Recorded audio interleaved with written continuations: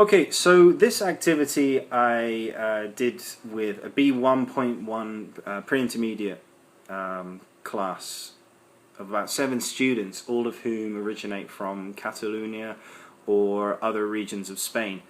So as Spanish and Catalan are syllable time languages, I find that they can struggle with producing natural language which contains both strong and weak forms.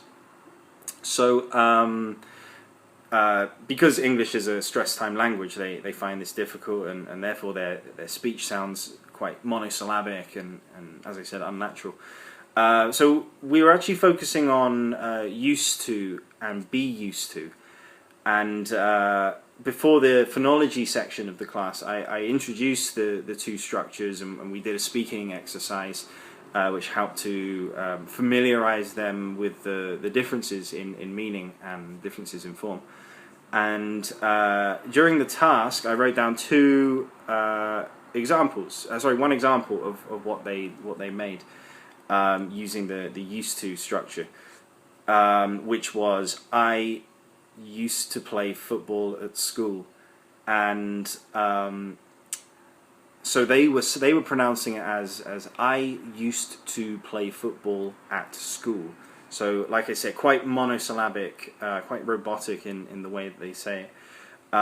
So I informed them that that's not how we normally say this phrase and phrases with used to, because we normally replace the to with a schwa sound instead of the vowel sound, the oo. So the oo becomes t, okay, as a full sound, used to. So basically, my task was to have them change the words in the sentences.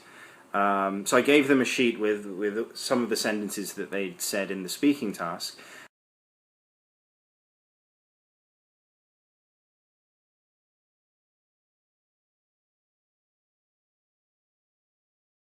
And I asked them firstly to underline the prepositions in the sentence, the articles and the auxiliary verbs. And basically the reason why I asked them to do this was for them to recognize the words which are normally pronounced, not fully pronounced, so they are what we call weak forms.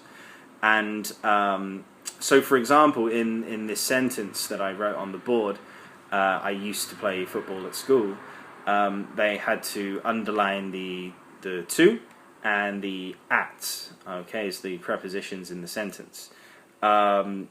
So I asked them, after they'd underlined this and we checked the answers, to practice pronouncing, so to replace the vowel sound with a schwa sound.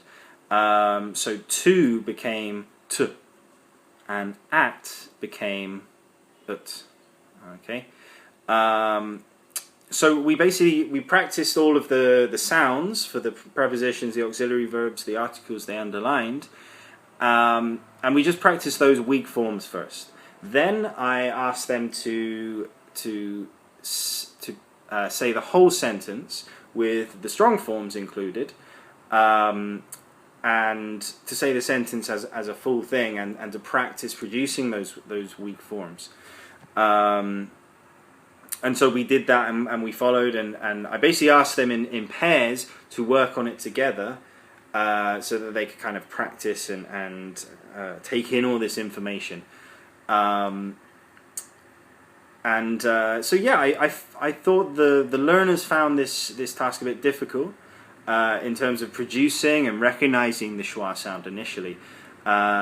Fortunately, this class I'd done some work with the phonemic chart in the past, so it wasn't the first time that they were introduced to this sound, but it always is a bit difficult to get them to produce it correctly. But so this kind of, it was a bit difficult, and they kind of lost a bit of motivation there. But when they started doing the drilling, they started to be able to produce it. They got a bit more motivated.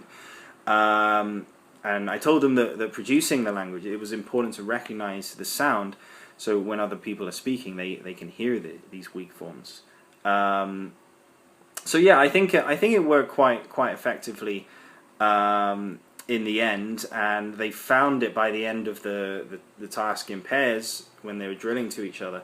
They found it a bit easier to pronounce the sentences, and therefore their speech was sounding more natural. So I think in that regard, this task was successful, but a difficult one for them to get to grips with. So yeah.